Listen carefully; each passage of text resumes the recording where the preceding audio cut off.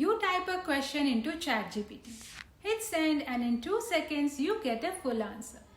But here's the crazy part. That answer is being generated one word at a time, using math across thousands of GPUs. So what actually just happened? Let me show you in the simplest way possible. First, what is an LLM? LLM is large language model.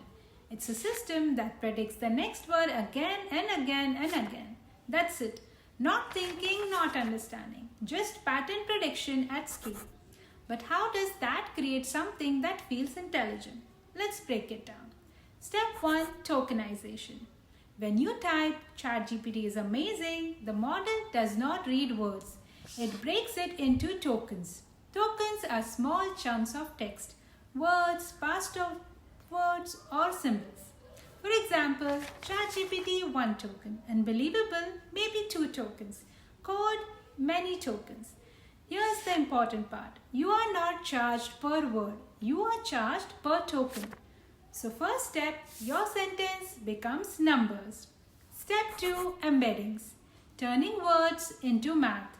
Now those tokens become vectors. Vector is a list of numbers. Think of it like this. Imagine a map of meaning. Doctor is close to nurse. Doctor is far from pizza. So the model converts words into positions in space. This is called embeddings. Language becomes geometry. That's how the model understands similarity without actually understanding anything. Step 3 is transformer, the brain. Now these vectors go into the transformer. Transformer is the core architecture behind ChatGPT. Think of it like a stack of layers, like floors in a building. Each layer refines meaning, improves context, passes it upward. By the end, the model has a deep understanding of your sentence. Step 4. Attention. The magic. This is the most important part. Attention is how words look at each other. For example, the bank by the river was steep. The word bank could mean money bank or river bank. So what does the model do? It looks at nearby words. River, strong signal. So it understands.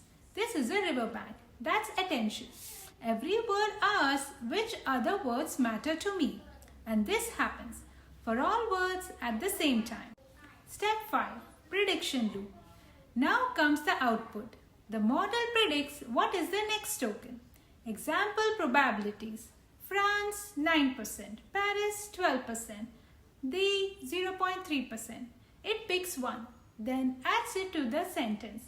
Repeats everything again. This is called autoregressive generation. That's why responses stream word by word, not some user experience trick. That's literally how it thinks. If this is making sense, hit like and subscribe to my channel because now it gets even more interesting. Step 6. Why this is so expensive? Now imagine millions of users asking questions at the same time. This becomes a massive systems problem. Here's how companies solve it.